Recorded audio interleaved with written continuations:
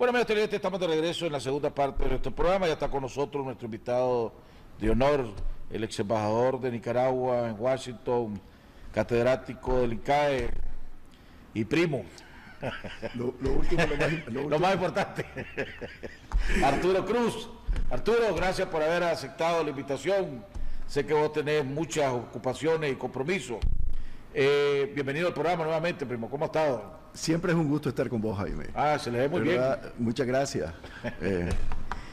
Primo, la última vez que estuviste aquí, hablabas de, acabas de regresar de Washington a una gira que estuviste allá, y hablaste, no sé si fue, pues diste a conocer que la relación entre Nicaragua y los Estados Unidos, los vientos, así como estuvieron en un momento dado bastante a favor, y la relación, pasara lo que pasara, la relación no estaba, no se podría poner tensa entre Nicaragua y Washington, que estaban en lo correcto, pero que podían ponerse más frías aún, y advertía que Nicaragua tenía que jugar con más diplomacia, tenía que medir muy bien los pasos que hacía, el vocabulario con que se expresaba, porque si no esa relación se podía poner más fría aún, teniendo consecuencias, que la diplomacia trascendía, ¿verdad? Y sobre todo hablaba porque vos me decías que veías venir sanciones de los Estados Unidos hacia Venezuela y dependiendo de la reacción de Nicaragua le podía perjudicar. Te hago esto porque traigo a eso como antecedente porque la relación entre Estados Unidos y Rusia está bastante tensa. Inclusive ayer el Departamento de Estado de los Estados Unidos anunció que quieren imponer más sanciones y nuevas sanciones a Rusia sobre lo que está sucediendo en Croacia. Y sobre todo, y aunque la Unión Europea no se sume, dijeron ayer, ellos van a tratar de imponerla. Dicho esto, hace un par de días, el día viernes estuvo aquí, pasó por Nicaragua el presidente de Rusia, Putin.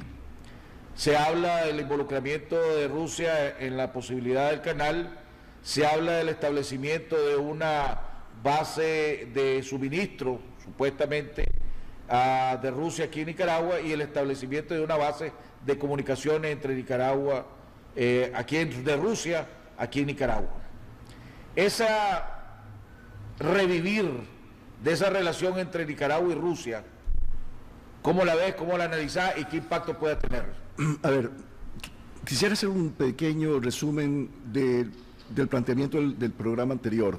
Bueno, primero que todo lo que advertía es de que la relación Venezuela-Estados Unidos se deteriora. Correcto. Que eso puede tener externalidades en el tema de Nicaragua, sobre todo la manera en que Nicaragua reaccione a esas medidas.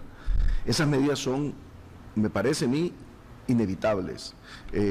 Creo que va a prevalecer la versión del Senado y no la de la Cámara en el análisis final, y el presidente Obama no va a vetar ese proyecto de ley. Ese proyecto de ley en la versión del Senado es mucho más moderado que el de la Cámara y significa que van a ejercer sanciones directas con todo lo que podemos llamar el mundo del chavismo, que tiene activos, que tiene cuentas en Estados Unidos, y por supuesto van a acudir al instrumento de siempre, que son las visas. Ahora, eso sin duda alguna puede tener algunas externalidades. Ese fue un punto que resalté en tu programa. El otro punto que resalté en tu programa es que el Departamento de Estado, que el aparato formal de la política exterior de Estados Unidos, tiene una relación correcta con el gobierno de Nicaragua. Y esa relación creo que la quieren mantener. El problema es de que Washington no es el Departamento de Estado solamente, no es el aparato de política exterior solamente, sino que hay otras instancias. Es una ciudad mucho más compleja donde los intereses son múltiples. Y por eso siempre he dicho yo que los Estados Unidos es un país de alianzas. Podés formar una alianza que te favorece contra una alianza que no te favorece. La gran lección, por ejemplo, de la negociación de CAFTA es precisamente esa, que hay una multitud de intereses encontrados y que dependiendo de la correlación de fuerza y de tu capacidad de formar alianza, podés salir victorioso aunque sea con márgenes estrechos. Pero necesitas entender eso. Y que la paradoja es de que con la administración Obama la relación es bastante aceptable, sin ser obviamente íntima, pero que con el resto de la ciudad puede darse un deterioro, sobre todo cuando se toma en cuenta el tema de la institucionalidad democrática desde el punto de vista de la democracia liberal, representativa, cuando se toma en cuenta la bulla que hace la visita del jefe de Estado de China, de Estados Unidos, de Rusia a Nicaragua, independientemente de su brevedad, ¿verdad? Que por supuesto, en el contexto de un momento muy difícil entre Estados Unidos y Rusia, también puede tener externalidades. Y en ese sentido debemos decir que la diplomacia nicaragüense es en extremo atrevida. No corresponde a un país con la fragilidad nuestra. Eso tiene sus cosas buenas, pero tiene sus complicaciones. Y por eso es que ante ese atrevimiento, ante la posibilidad de generar muchas suspicacias en Estados Unidos eventualmente, es que verdaderamente, si vas a estar en ese escenario, tenés que estar consciente de las externalidades y de las consecuencias que eso puede tener. Ahora, conociendo vos, el presidente Ortega, como lograste conocerlo después de trabajar con él, ¿a qué se atiene? ¿A qué se atiene? A mí me vi como una jugada sumamente inteligente, más diría, usando palabras tuyas, brillante. Ahora que tuvieron la delegación de la última reunión que hubo en Washington, donde puso a José Adán, con el general Baltodano y el doctor Aguirre Sacasa, cuando usaron la carta de la manga, la carta de los niños migratorios, claro, que están allá, y le dieron, pues, cualquier diferencia diplomática que podamos tener sobre la institucionalidad, no uses lo económico como un arma, porque si no vas a tener niños nicas también. Sí, ahora, o sea, eso es brillante. Definitivamente. Y quiero decirte que los 3 nicaragüenses que estuvieron presentes demostraron lo mejor de Nicaragua. Y en ese sentido, creo de que es fundamental, no solo ese mensaje en Washington, sino en todas partes, de que por adversar al gobierno no golpees a Nicaragua. Y eso es un equilibrio muy delicado, en el cual yo he insistido por algún tiempo, ¿verdad? Porque mi gran temor es que en el afán de adversar al gobierno, las consecuencias para el crecimiento económico, para el país, pueden ser adversas. Y ese cuento de que la dicotomía entre democracia y dictadura es tan aguda que nada cuenta más que esa dicotomía, yo honestamente soy bastante escéptico. Creo que hay intereses nacionales que trascienden a los gobiernos de turno y que definitivamente, independientemente de su modalidad, independientemente de que no sea la democracia liberal hecha en el cielo, la realidad es que todavía este es un gobierno que goza de sustento popular. Ahora, yo sé que esto es un tema muy controvertido y yo recuerdo pagando un alto precio años atrás, cuando yo señalaba las encuestas. Y yo no solamente pagué ese precio, lo pagó Raúl Obregón, pero de repente empiezan a coincidir todas las encuestas, la de Víctor Borges, la de Sid Gallup.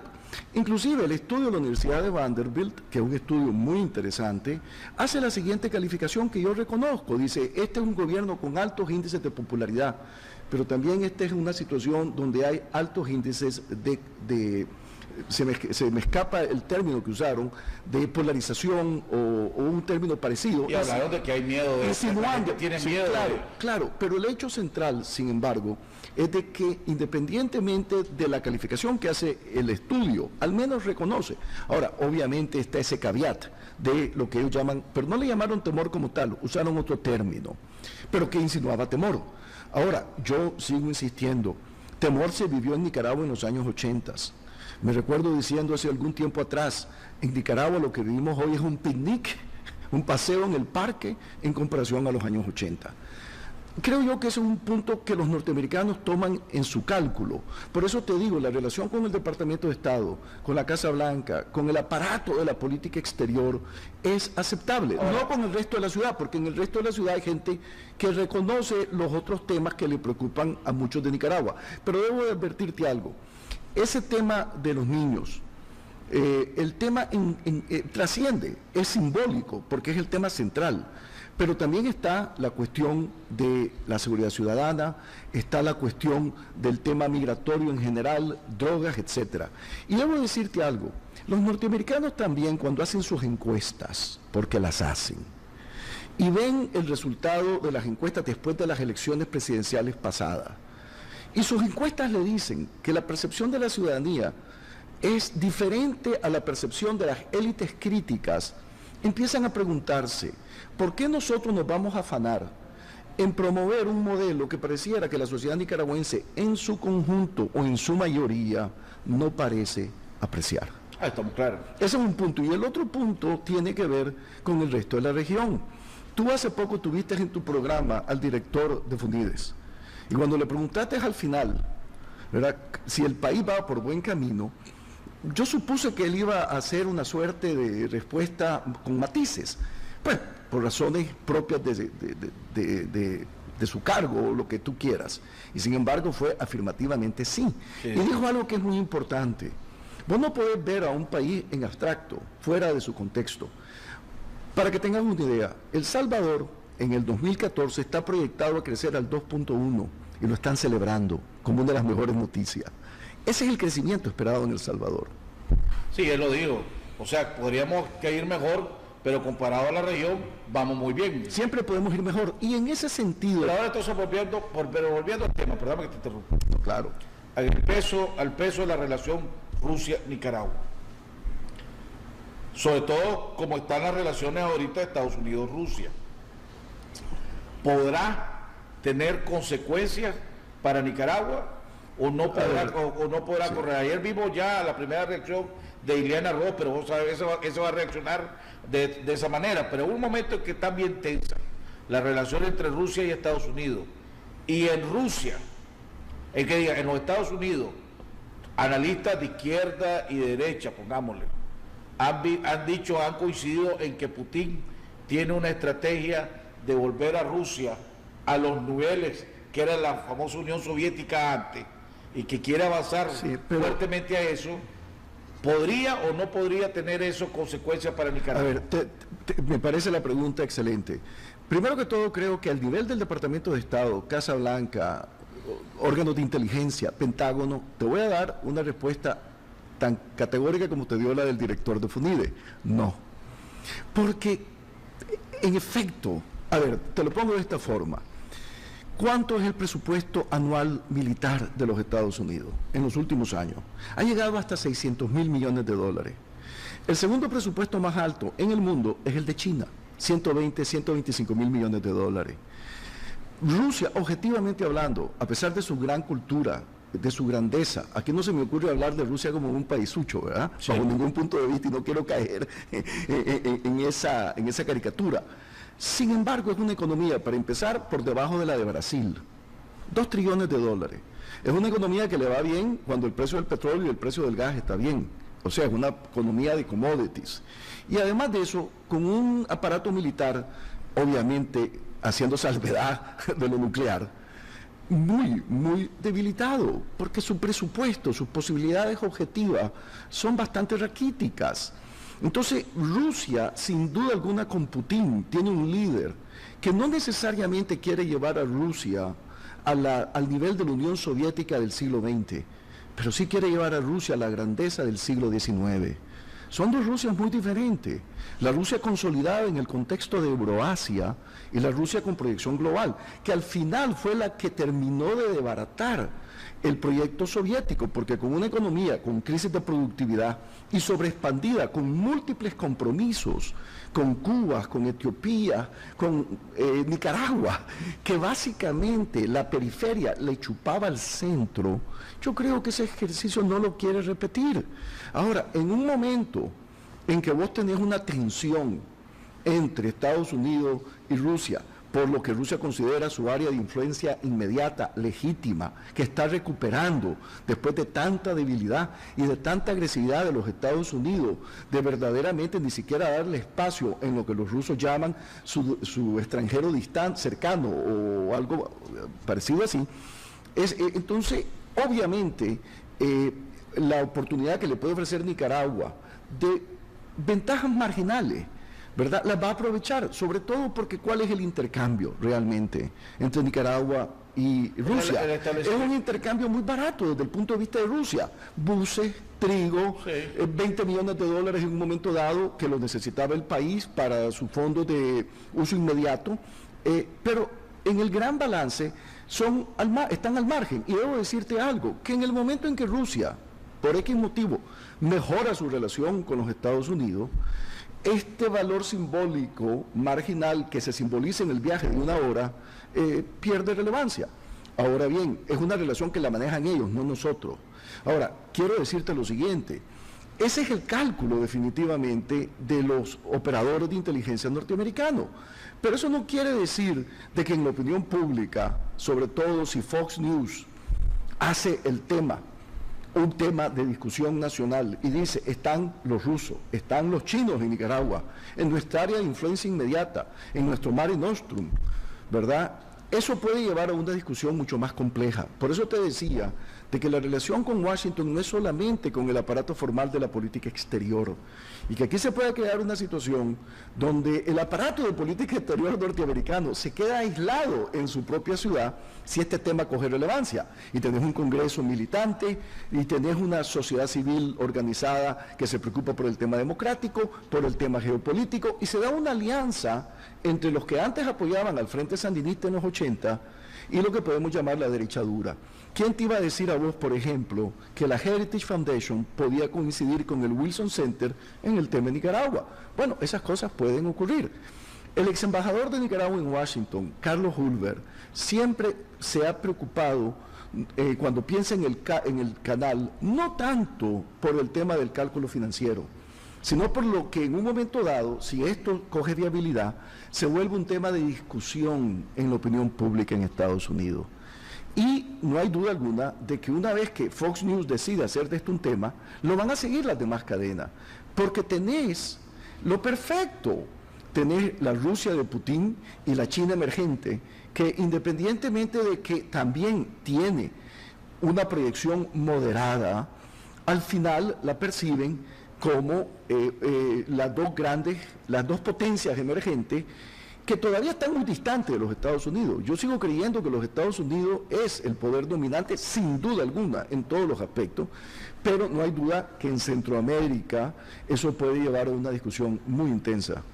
Vos ves, te hago esta pregunta, para después, vos ves a una Rusia, China y Nicaragua trabajando juntos en un canal. Yo no veo, y te lo digo, a ver, primero que todo, independientemente de que en años recientes hay coincidencias entre los intereses rusos y los intereses chinos, si vos ves en el gran balance de las últimas décadas, han sido intereses encontrados.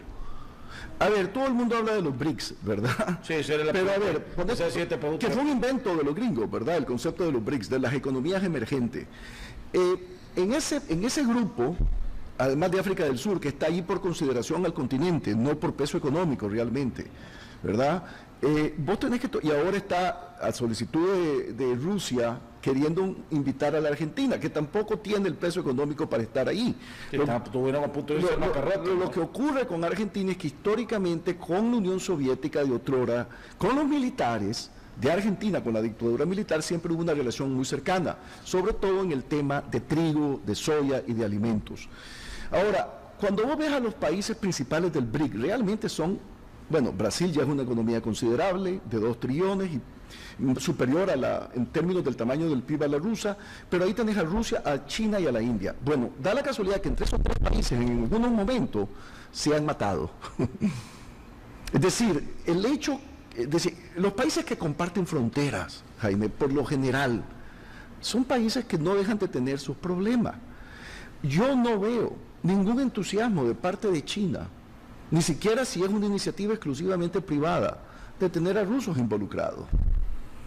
Porque las discordias son mucho mayores. Ahora, no quiere decir que hoy no tengan puntos de coincidencia, pero por ejemplo, en la cuestión de Ucrania, la manera en que China se distanció en el Consejo de Seguridad de todo este tema fue conspicua. En la negociación entre Rusia y China sobre los temas del gas, ¿verdad?, y de otros productos vitales, China se comió a Rusia a la hora de jugar con los precios, porque todo es cuestión de correlación de fuerza y de oportunidades de coincidencia, pero al final la desconfianza es profunda. Nosotros somos países muy nuevos, estos son países con historia acumulada de siglos, y donde lo que ha privado es la rivalidad y el conflicto, y no tanto la armonía y los intereses compartidos. O sea, si a los alrededores del Departamento de Estado agarra fuego, pero a ver, pongámosle la relación Rusia... Pero una pequeña observación. Yo por eso creo que en el gran balance para los chinos, Rusia es más complicación, no solamente por lo que te acabo de discutir, sino en el tema de Washington, que beneficio. Vamos a los cambios. Cuando regresemos, vos fuiste ahorita está el tema del canal de nuevo, tema de debate, intercambios de opiniones a nivel nacional e internacional. Vos fuiste una de las personas que viajó a China, fuiste uno de los que más hablaba alrededor de las empresas que este señor Wang Jing o HKND contrató para hacerle los diferentes trabajos y estudios. Ayer o antier que estuve con el doctor, o ayer que estuve con el doctor Aguirre, se dio a conocer la noticia de que McClarty, una de las firmas de cabildeo más grandes en los Estados Unidos, de mucha reputación, se había retirado o no estaba trabajando más, porque habían descubierto que el señor Wang Jing tenía demasiado estrechas relaciones con el ejército chino y las instituciones oficiales de China, y que por lo tanto ellos no podían hacerlo solo si se registraban para hacerlo de esa manera, lo que me imagino que no lo hicieron. Las otras empresas no se sabe si está, el doctor Aguirre Sacasa ha dicho que él se ha metido en la página web de McKinsey, y que no ha visto nada sobre Nicaragua y que cree que McKinsey no le está haciendo el trabajo. Autoridades del canal y gente que supuestamente está vinculada dice que McKinsey es la que está haciendo el trabajo. ¿Qué sabes alrededor de ese paso? La retirada de McClarty, ¿va a tener algún impacto negativo en este proyecto, de la venta de este proyecto? Vamos a un cambio y regresamos con tu punto de vista con el embajador Arturo Cruz. Ya volvemos.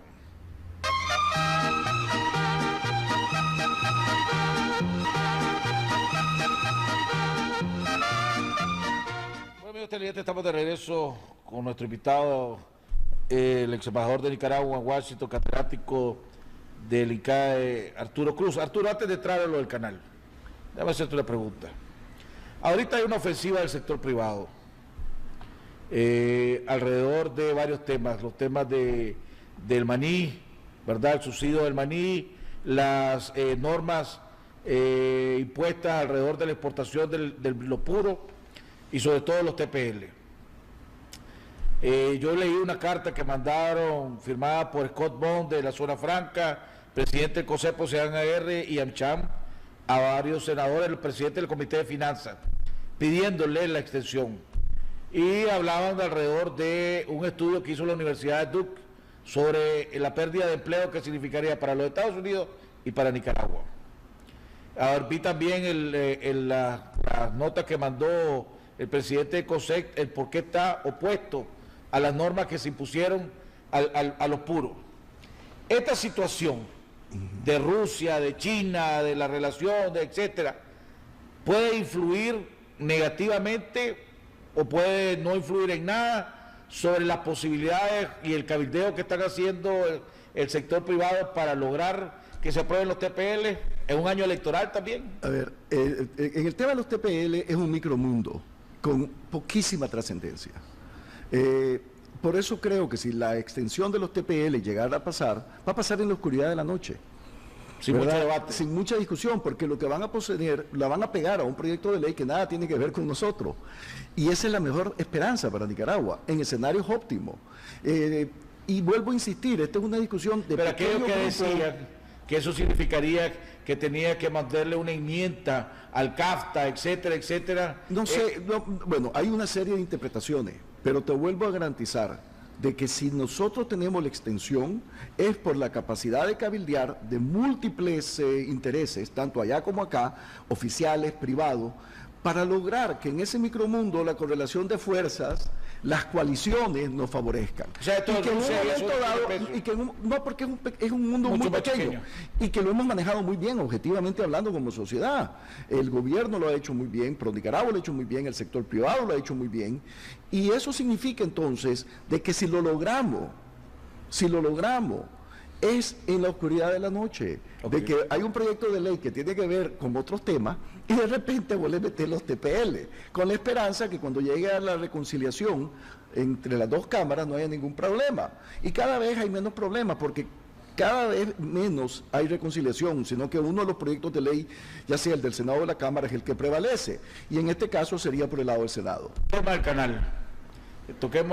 Dividámoslo en varias partes. Pues yo estuve ahora, hay que pelear por los TPL, ¿verdad? No, correcto, si se la están haciendo el pueblo. Y es una batalla, en ese micromundo difícil, lenta y frustrante. No, por eso lo que yo quería saber es si esa batalla que está dando el COSEP y la zona franca, estas políticas de Rusia y eso influyen, pero no van a tener influencia. Tienen más influencia los intereses. Los microintereses de las textileras. Eso nos ayuda. Claro que sí. Lo que ocurre es que hay intereses encontrados, ¿verdad? Sí, correcto. El canal. Primero hablemos alrededor de la vinieron, ya establecieron la ruta, dieron a conocer la ruta. Todavía no hay ningún estudio ambiental, no hay ningún estudio de factibilidad financiera y económica. Dijeron que eso va a estar tal vez hasta en octubre, lo van a conocer, pero insisten que comienzan en diciembre las obras de construcción. Eso ha creado más dudas, preguntas y respuestas. Gente ha dicho que está bien contesta, otra gente dice que más bien esto ha generado más dudas. Y de repente salta la noticia, ¿verdad?, que la firma de esta cabildeadora McLarty, se retiró. Okay. Porque hicieron una investigación al señor, etcétera y etcétera. Okay. Pues. Déjame contarte esto. Mira, primero que todo yo me intereso en el tema del canal por mi amistad con los que manejan la firma de McLarty. Yo estoy aquí en Nicaragua cuando uno de los funcionarios más destacados de McLarty me llama y me dice, voy a Nicaragua, me encantaría verte. Y yo, por supuesto, le digo, claro que sí, creyendo que viene a cabildear en favor de un norteamericano que tiene problemas y que lo que me va a pedir es una suerte de guía. Pero ¿cuál es mi sorpresa? Que viene para decirme, mira, estamos representando a Wang Jing. Ahora, en ese momento, ¿qué es lo que yo empiezo a decirme? Después de haber visto todo este proyecto con bastante distancia y con un escepticismo conspicuo, sobre todo porque yo, históricamente hablando, el tema del canal me ha molestado siempre, porque he dicho de que es el dorado que nos ha evitado ver los verdaderos dorados que tenemos en el país. El enorme potencial que tiene esta sociedad con el agua en abundancia para tener varias cosechas en el año, para mí ese es un dorado que está allí, ¿verdad?, y que depende en gran medida de nosotros. Sin embargo, en el momento en que empiezo a conversar largo con Stephen Donoghue, me percato allí junto con él quiénes son los que están en este proyecto alrededor del señor Wang Jing. Está el grupo de Mackenzie, según McLarty, que fueron ellos los que los contactaron para integrarse a este proyecto. Está Kirkland, la Mackenzie firma, McLarty o McLarty. Mackenzie McLarty, ¿verdad? Está el grupo, está la firma legal Kirkland. Están los ambientalistas estos de Inglaterra que tienen un prestigio extraordinario en el mundo y por un momento creo que estuvo hasta el Harvard Group, ¿verdad? Entonces yo digo, bueno, independientemente de lo que yo podía pensar antes, tengo que reconocer que este empresario tiene la sofisticación de entender que necesita de marcas creíbles, precisamente porque nadie lo conoce. Entonces se rodea de estas marcas que no dejan de ser caras, que no dejan de ser interesantes. Ahora, así es como yo me percato de este tema. Ahora, yo también me percaté que McLarty decidió no renovar el contrato hace meses. Esta es una noticia viejísima. ¿Y por qué? Porque yo me comunico constantemente con ellos para otros temas. ¿Y por qué lo hacen? La filosofía de McLarty es muy clara, ¿verdad? Es básicamente nosotros no representamos a gobierno o a empresas públicas. Nosotros representamos a los privados. ¿Por qué lo hacen? En parte porque es su filosofía y en parte porque creo que todo el ritual que te exige la sociedad norteamericana para disimular ese mercado persa de venta de influencias, de registrarte como cabildero, etcétera, etcétera, no les interesa. Entonces ellos tienen suficiente negocio en el otra área. Entonces la conclusión de ellos fue, creo yo, y esto ya no me lo dicen de manera explícita porque son muy cuidadosos de cuidar los intereses de sus clientes de antes y de hoy, que obviamente en un país donde la frontera entre lo público y lo privado es muy gris, no estaban tan claros de cuán fuertes eran los intereses públicos y por eso optaron por no renovar el contrato. Pero fue una decisión en ese sentido. Ahora, eso no quiere decir de que las otras firmas todavía no estén trabajando para ellos, y después de todo, cuando se termina el contrato, son consultoría. O sea, no significa tampoco que no haya credibilidad en el proyecto, sino significa que tendría que, es más, pues, esto significa que realmente el que está detrás de Wang Jing es el gobierno chino. No, ellos no te van o deja mucha evidencia al respecto. Ellos no te van a decir eso. Claro que lo te han dicho. Pero lo que te están diciendo, sin embargo, es... Eso es lo que te están diciendo. Lo que te están diciendo es que este es un contrato que puede en algún momento representar una complicación para la filosofía de la compañía. Y que, después de todo, esto es una compañía sumamente exitosa. Ahora déjame decirte, hay filas en Washington, en ese mercado persa de influencias, reguladas por supuesto, que están más que dispuestas a querer ser el representante de Wang Jing. Hombre, firmas de un enorme prestigio y que no tienen problema con el tema de representar a gobiernos o de representar a empresas estatales. Y son firmas donde tenés elefantes republicanos y donde tenés elefantes demócratas. Uno de los más escépticos que ha estado en el programa. Pero este es un punto importante de resaltar. No, por eso, es que estoy hablando, para seguir hablando de la empresa. Esto te demuestra también cómo nosotros muchas veces estamos desfasados en el tiempo. Es decir, esta es una noticia nueva para nosotros, pero muy vieja.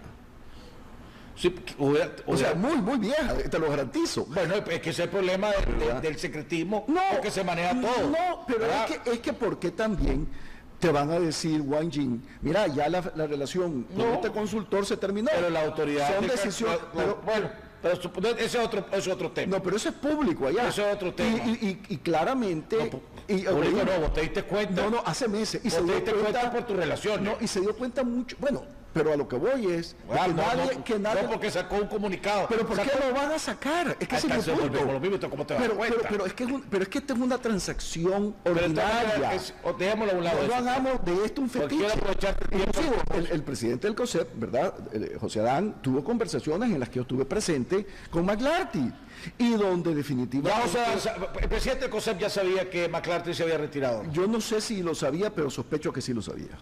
Porque es algo que estaba en el orden de cosas. Además, no es un secreto de arma nuclear. No, estoy claro que no. Intereses vitales. No, y lo primero que te decía y lo primero que te dijo Stephen Donahue y obviamente McLarty fue, miren, en un momento dado, ya el contrato decidimos no renovarlo. Vos tenés que también admitir que cuando vendieron las empresas que estaban alrededor del señor Wang Jing, vendieron a esta empresa McLarty como la más grande, la más de influencia, que ahí está Kissinger, Jaime, que está en el que está el otro, que está el otro, o que Kissinger fue uno de los fundadores. Vamos por partes.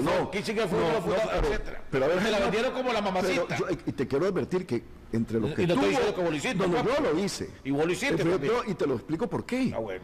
Porque lo que yo estaba queriendo decir, después de ser un escéptico conspicuo, es, miren, hay que reconocer que Wang Jing tiene la sofisticación de entender que necesita una cobertura de este tipo. Es todo lo que estaba diciendo. Y por lo menos ha comprado la asesoría de gente con credibilidad. Ahora bien... por eso tú estabas diciendo que está agarrando los mejores y uno de los mejores ahora se retira y ahora dice, no es gran cosa. Pero si estuviera trabajando para mí es gran cosa. Pero ahora como yo no trabajo para mí no es gran cosa. Jaime, lo que te estoy diciendo es que eso le dio credibilidad al tema, no hay duda alguna. Y la retirada, pero también quita credibilidad, no necesariamente, sobre todo, si el sustituto va a ser el que yo creo que va a ser. Y entonces vamos a decir, mira quiénes están.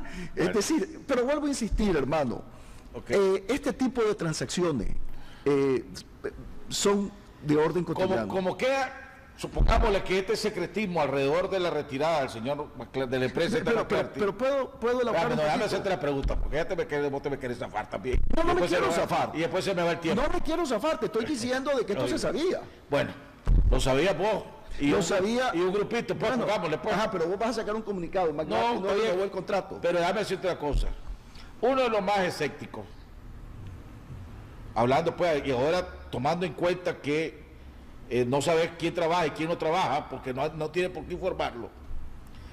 Uno de los más escépticos y una de las cosas más importantes para este proyecto es el estudio de factibilidad financiero. Claro. Y supuestamente la empresa que lo está haciendo es la empresa McKinsey, perdón, que supuestamente es muy buena, excelente. Es de la grande. Es de la grande.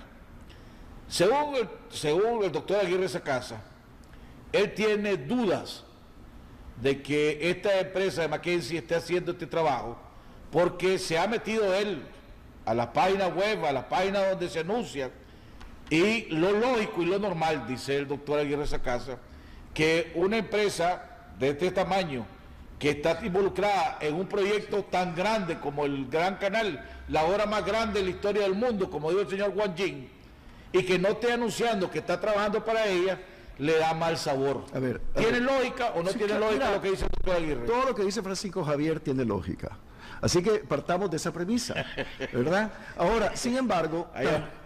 Está bien. Es decir, yo parto de esa premisa. Mira, gente que con la capacidad de Francisco, tenés que escucharla y tenés que tener intercambio juicioso. No puedes descartar a nadie, no puedes descartar a los críticos, no puedes descartar a aquellos que son más escépticos o menos escépticos. Yo honestamente dije que pasé de ser un escéptico conspicuo a un escéptico dispuesto a ver la evidencia. Eso es lo que he dicho, y lo dije, y sabes que y tuve el cuidado de dar una entrevista escrita para quedar en el récord. Y en esa entrevista dije varias cosas, que Estados Unidos tenía poder de veto en la construcción del canal. Y eso lo mantenés. Lo mantengo, ¿verdad? En segundo lugar, dije que los chinos tienen una enorme capacidad para desarrollar infraestructura y que han desarrollado simbólicamente o metafóricamente muchos canales, como el que están pretendiendo desarrollar acá.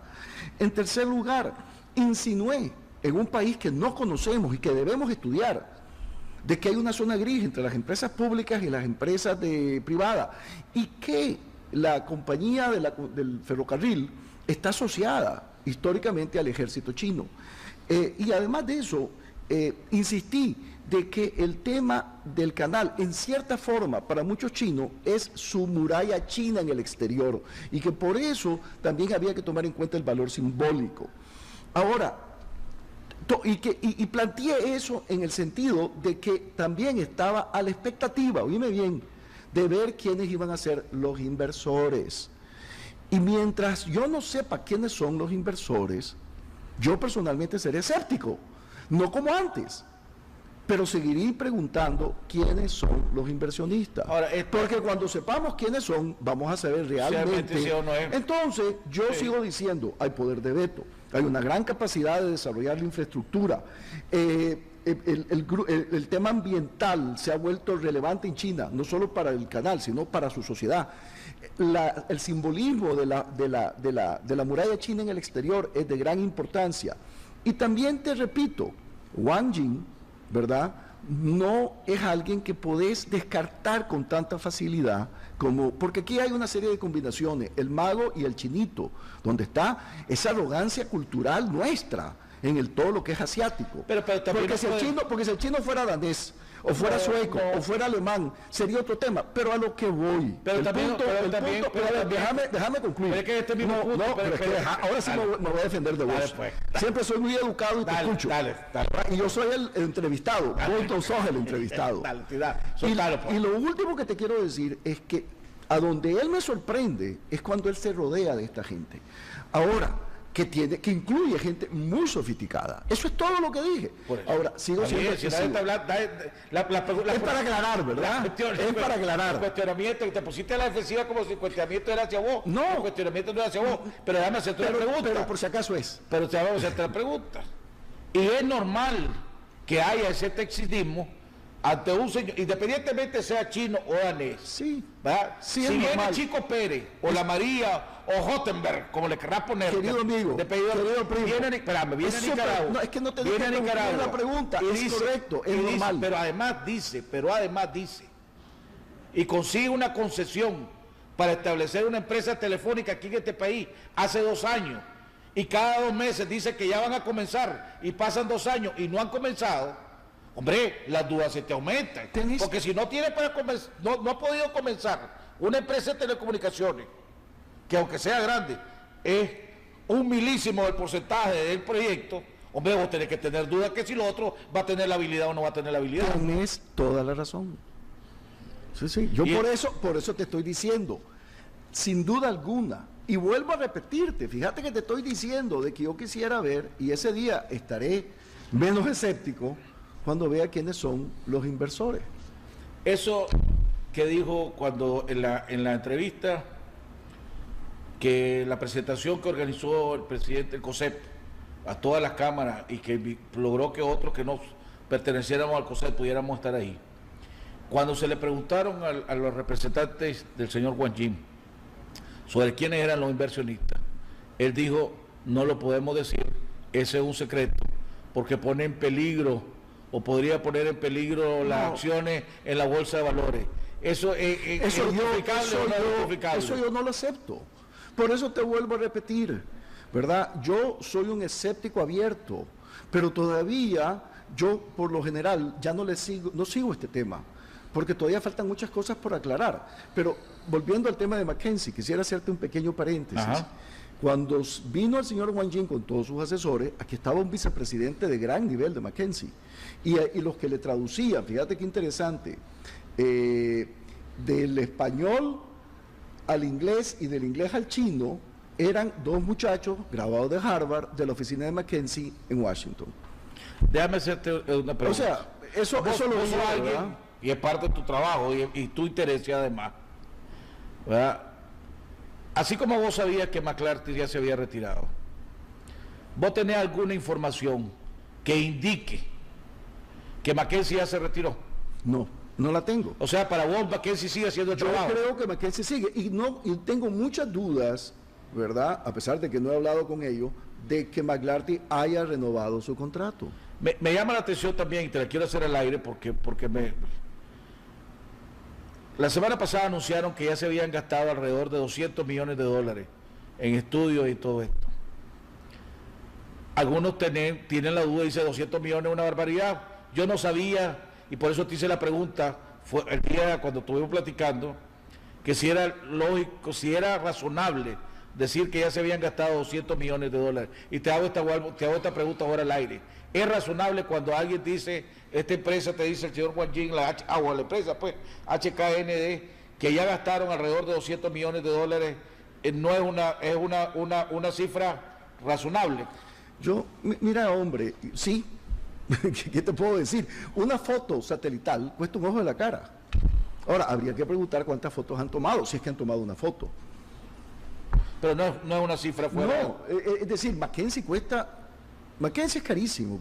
Preguntarle a las autoridades de Panamá, ¿verdad? Lo que le costó al gobierno de Martinelli el estudio que hace McKinsey, ¿verdad? Y un estudio que, en mi opinión, yo no hubiera pagado una fracción, pero muchas veces vos pagás la marca. Ya en Estados Unidos, el tema del canal ya en algunos, ya empieza a ser tema de comentarios, ya hay artículos en diferentes periódicos. Hoy sacó La Trinchera, un artículo de Richard Feinberg, que, ¿verdad? ¿Vos lo conocés? Muy bien, él fue el ex asesor de la Casa Blanca para América Latina junto con Bob Pastor durante los años de Carter. Él es el que viene a Nicaragua a decirle a Somoza, entre los que vinieron, que se tenía que ir cuando era muy joven. Lo que pasa es que no se lo supo decir, se lo dijo con mucho respeto y mucho temor. Entonces el otro creyó que en efecto le habían mandado a un funcionario muy joven, cosa que así era. Pero Richard ha sido un tipo de una trayectoria extraordinaria. Él habla de la posibilidad del canal, dice que puede ser real. Habla también de que el señor Wang Jin es un joven millonario desconocido, ¿verdad? pero que a los Estados Unidos le debería de interés, si cuando, y vuelve a decir, cuando sepamos quiénes son los inversionistas, si es que hay inversionistas, porque aquí en el artículo lo que él dice que duda de la capacidad de que se pueda, del señor Guayin, de reunir a los 40, 50 mil millones, pero que cuando se haga, los Estados Unidos tienen que ponerle ojo al ambiente. Sí, pero esa es la situación que vos ves en los Estados Unidos. Sí, hay algo bastante de eso de Richard, pero también Richard ahí está insistiendo de que las compañías norteamericanas deben ser parte del negocio del canal. En eso insiste él. Ahora, si vos hablabas con Richard hace un año, Richard era un escéptico más conspicuo que tu servidor. Hoy, una de sus preocupaciones es que si se fuera a dar, ya por lo menos está en el escenario, es precisamente que las grandes compañías estadounidenses sean parte del proceso. Ahora, donde yo creo que Richard verdaderamente subestima esta discusión en Estados Unidos, vuelvo a insistirte, es en el tema de opinión pública. Yo creo que la opinión pública va a ser un factor mucho más relevante a que si Caterpillar tiene o no tractores vendiéndole en este proyecto. Cuando vos decís, que creo que no van a vender uno. Una última pregunta. Si fuera a darse ese proyecto, ni uno van a vender. Sí, yo estoy claro también, sí, es que más, si vos sos... Yo trabajé en cooperación externa en el gobierno de Violeta, cuando los japoneses o los gobiernos daban ayuda para que le compraran y contrataran los equipos que ellos producen, no lo que produzca otro país. Si el gobierno de China está detrás de esto, es para que ocupen los equipos chinos. Cuando vos decís que los Estados Unidos tienen poder de venta. Y no sabemos si realmente quién en el gobierno chino está, si es que hay alguien. Porque, otra vez, China... Pero déjame hacer un paréntesis sobre China. Sabemos muy poco de China nosotros, los que estamos en esta parte del mundo. Sí, es verdad. Nuestra especialidad ha sido los Estados Unidos, Jaime. ¿Y qué es lo que ocurre? De que la China de Mao no es la China de hoy. La China de Mao era una autocracia clásica, donde había un solo individuo mediando entre la sociedad y el aparato del Estado. Hoy lo que hay en China es un modelo autocrático, pero institucional, donde definitivamente hay múltiples fuerzas, donde dentro del Politburó están los 7 principales, pero está el Comité Central, está el Ejército, están las empresas del Estado, están los privados, las complicaciones entre privados y públicos, está el mercado de Shanghái, que es un mercado sumamente dudoso en cuanto a su credibilidad. Es un mundo que nosotros apenas empezamos a conocer. Y es un mundo donde la información la manejan como ellos quieren. Solo termino diciendo esto. Cuando vos ves los números que te ofrecen China al mundo, ves los de la economía nacional, del gobierno central, pero no incluyen lo de los gobiernos regionales. Cuando vos ves la dimensión china en su conjunto, es una dimensión mucho más compleja. Entonces, lidiar con China para nosotros no es lo mismo que lidiar con los Estados Unidos. Sí. Aquí hay muchos que conocen los Estados Unidos, pero hay muy pocos que conocen China. Vos seguís siendo escéptico, pero menos escéptico que antes. Sí, pongámoslo de esa manera. Sí, y para serte franco, he tomado una decisión de que como el costo de oportunidad conceptual no deja de ser siempre complicado y alto en otros temas, voy a volverle a poner atención a esta cuestión hasta que veamos quiénes son los accionistas y cuando vea la primera pala hacer algo. Sí, porque yo no compro el argumento del medio ambiente. Yo fui de entre los primeros que dije que el gran enemigo del medio ambiente en Nicaragua es la pobreza. Y lo creo. Sí, vos dijiste que esto va a ayudar al medio ambiente. Y yo soy un gran convencido de ese tema. Ahora, puede que esté equivocado, obviamente, pero esa es mi convicción. Mira, hombre, vuelvo a insistirte, todavía somos una sociedad de clientes y no de ciudadanos. Todavía no somos una sociedad que estamos más en la inmediatez que en el futuro. Todavía esta es una sociedad donde verdaderamente los cálculos racionales no están presentes. Hay más emoción, hay más personalismo. Y lo que hay es una gran frustración de un elemento de la sociedad nicaragüense que quisiera que Nicaragua fuera la Nicaragua deseada y se olvida hablar de la Nicaragua que tenemos y de la Nicaragua posible. Y la Nicaragua posible todavía tiene mucha modestia. Y en este esquema es por esto que este modelo de gobierno, que es efectivo y que todavía ve la legalidad y legitimidad con cierto desdén en ocasiones, no deja entonces de tener sustento. Ese es mi argumento. Ahora, en ese esquema, ¿verdad? Si nosotros continuamos creciendo, aún a tasas del 7 y 8%, nuestra involución en los años 80 fue tan grande, Jaime, tan grande, ¿verdad? De que para poder alcanzar el PIB de Honduras, ¿verdad? Nos tomaría casi 10 años. Sí. Para alcanzar el PIB de Honduras. Entonces, el sueño del gran golpe, no deja de ser un sueño disparatado, hay que promoverlo. Y cuidado, y ese es mi punto central, que con el progreso, que con el desarrollo, que con viene la modernidad y vienen los ciudadanos que superan a los clientes.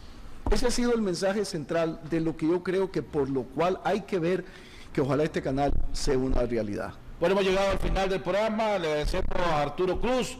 Mañana estaremos hablando alrededor como señor Silvio Fonseca y lo malo que ve la iglesia alrededor del recién aprobado Código de la Familia que todavía no ha firmado el presidente Ortega ni ha mandado a publicar. Se habla de negociaciones entre la iglesia y el gobierno. Mañana vamos a estar hablando alrededor del Código de la Familia como señor Silvio Fonseca. Nos vemos el día de mañana en otro interesante programa aquí en Jaime Arellano en La Nación.